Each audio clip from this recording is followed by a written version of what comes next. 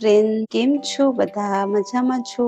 Friends, હું આજે તમારી સાથે શેર કરીશ. આજે આપણે બનાવીશું 3 અલગ અલગ જાતની ચટણી. તો આપણે પહેલી ચટણી બનાવીશું સિંગદાણાની. તો ફ્રેન્ડ, ચલો આપણે કેવી રીતે બનાવીશું સિંગદાણાની ચટણી? તો ચાલો રેસીપી આપણે શરૂ કરીએ. તો એના માટે આપણે લીધી છે સિંગદાણા કટોરી, લસણ આપણે થોડુંક સેલું લીધું છે અને કડી પત્તા પણ આપણે લીધા છે. તમે પહેલે આપણે નીચેના ડબ્બો લઈશું, એનામાં આપણે સિંગદાણા ઉમેરીશું, લસણની કલિયા ઉમેરીશું, થોડાક આપણે મીઠા લીમડાના પાન ઉમેરીશું, 3 આપણે મરચા લીધા છે લીલા, એ ઉમેરીશું. તો ફ્રેન્ડ્સ, તમે આવી રીતે ટ્રાય કરજો તો આ ચટણી બહુ ટેસ્ટી બને છે સ્વાદ અનુસાર. હવે એનામાં આપણે ઉમેરીશું લાલ મરચા 1 ચમચી જેટલા, આધી ચમચી જેટલી આપણે હળદર, 1 ચમચી જેટલું આપણે ધાણા અને એનામાં થોડું પાણી ઉમેરીશું. તો ફ્રેન્ડ્સ, હવે એને આપણે ગ્રાઇન્ડર કરી નાખીશું, પીસી લઈશું સારી રીતે. ફ્રેન્ડ્સ, આપણે ચટણી સારી રીતે પીસી લીધી, તમે જોઈ શકો છો. હવે આપણે કટોરીમાં કાઢી લઈશું અને એનો વઘાર આપણે પછી ઉમેરીશું. પહેલા આપણે 3 ચટણી હું તમારી સાથે શેર કરીશ,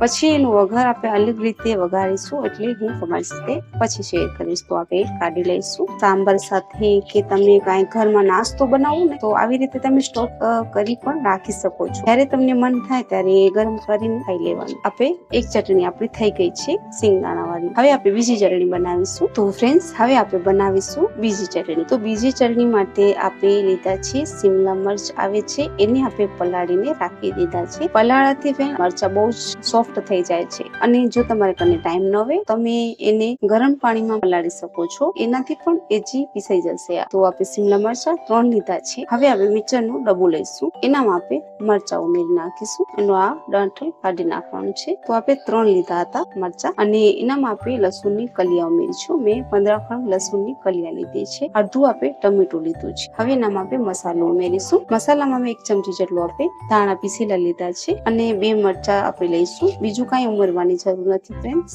અને આપણે સ્વાદ અનુસાર મીઠું ઉમેરવાનું છે, જેટલું તમને જોઈએ એ પ્રમાણે. અને 2 ખંડ ચમચી જેટલું આપણે પાણી ઉમેરીશું અને પછી આપણે ફરીથી પીસી લઈશું. ફ્રેન્ડ્સ, આપણે પીસી લીધું છે સારી રીતે, તમે જોઈ શકો એ રીતના. આ પણ એટલી ચટણી એટલી સ્વાદિષ્ટ અને એટલી મસ્ત બને છે કે એટલી સારી બને છે ફ્રેન્ડ, તમે એને પણ સ્ટોક કરી રાખી શકો છો. હું જે તમારી સાથે ચટણી શેર કરું છું એ બધા તમે સ્ટોક કરીને રાખી શકો છો. આ એટલી ટેસ્ટી અને સ્વાદિષ્ટ બને છે ફ્રેન્ડ્સ કે તમને એમ થશે કે હા, આવી રીતે બનાવીને તમે ચટણી કે એને તમે ચોખા સાથે પણ ખાઈ શકો, ચાવલ સાથે પણ. એટલી સ્વાદિષ્ટ બને છે આ.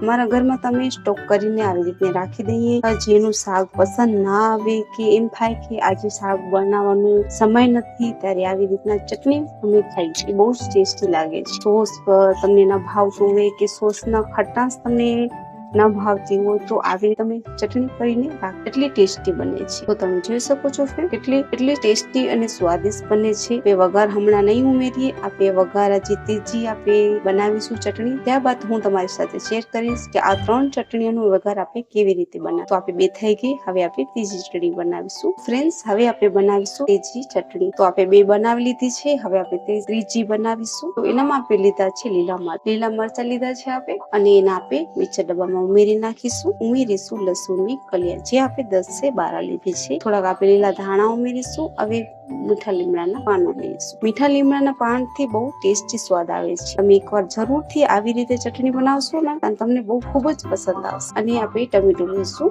થોડુંક આપણે જીરું લઈશું અને એનામાં ફ્રેન્ડ્સ આપણે લાલ મરચા કે હળદર કે ધાણા કે એવું કઈ નથી ઉમેરવું, સ્વાદ અનુસાર. અને ફ્રેન્ડ્સ, આવી રીતે તમે બનાવશો ને તો બહુ જ ટેસ્ટી બનશે. તો હવે એને થોડુંક એનામાં આપણે પાણી ઉમેરીશું. આપણે અડધી કટોરી જેટલું લીધું, તમે જોઈ શકો છો.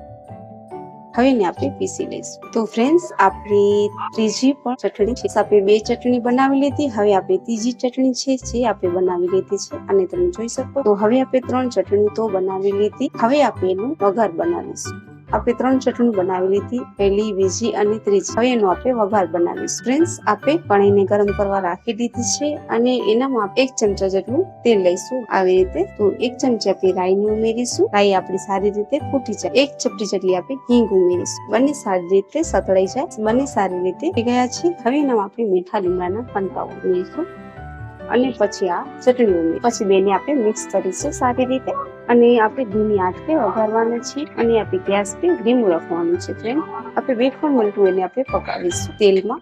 આ તેલ આપણું આવી રીતે છૂટું થાય છે. હવે આ એક ચટણીનો વઘાર તો થઈ ગયું છે. હવે આપણે બીજી ચટણીનો વઘાર બનાવીશું. સિંગદાણાની આપણી ચટણી બનાવી છે એ થઈ ગઈ છે તૈયાર. તો ફ્રેન્ડ્સ આપણે પાણીને ગરમ કરવા રાખી દીધી છે. હવે એનામાં આપણે 1 ચમચી જેટલું તેલ ઉમેરીશું અને પછી હવે આપણે બીજી ચટણીનો વઘાર ઉમેરીશું. એટલે આપણે તેલ આપણું થોડું ગરમ થઈ જાય. હવે આપણું તેલ થોડું ગરમ થઈ ગયું છે. ચમચી જેટલી આપણે હિંગ ઉમેરીશું. પછી એનામાં આપણે મરચું, જો તમને મીઠું પસંદ હોય તો તમે એનામાં 1 ચમચી જેટલી ખાંડ ઉમેરી શકો છો. તમારી મરજી.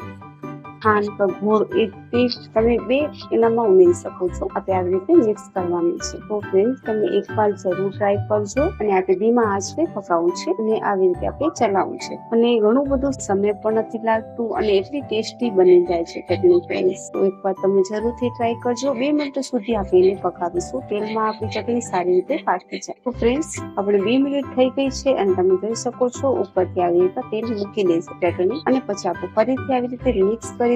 કોઈ બીજી ચટણી આપણી થઈ ગઈ છે તૈયાર. એટલી ટેસ્ટી સ્વાદિષ્ટ બને છે.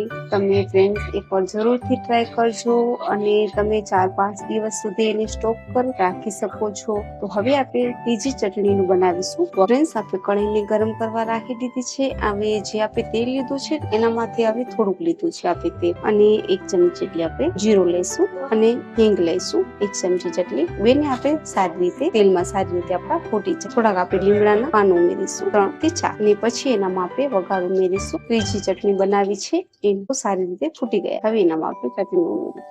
મિક્સ કરીશું આપણે સારી રીતે. આ વઘાર આપણે જે ત્રીજી ચટણી બનાવી છે એનામાં મીઠું લીમડો હિંગ અને જીરાથી આપણે વઘારવાનું છે. આવી રીતે તમે વઘારશો તો આ ચટણી સારી બનશે અને એને આપણે 2 મિનિટ સુધી એને પકાવીશું. એમાં ગેસ ને કાઢી લઈશું. હવે ફ્રેન્ડ્સ આપણી 3 ચટણી થઈ ગઈ છે તૈયાર. તો આ તીખી મીડિયમ છે, આ સિંગદાણાની છે, આ લીલા મરચા ધાણાવાળી ચટણી છે. તો આપણે 3 ચટણી થઈ ગયું છે તૈયાર. તો ફ્રેન્ડ્સ તમને આ રેસીપી તમને ચટણી અને સરસ લાગતી હોય અને તમને આવી રીતે મારો ચટણી બનાવવો તમને સરસ લાગતું હોય તો તમે મારી ચેનલને લાઈક અને સબસ્ક્રાઇબ કરજો. અને ફ્રેન્ડ્સ ફરીથી તમારી સાથે હું શેર કરીશ નવી રેસીપી સાથે.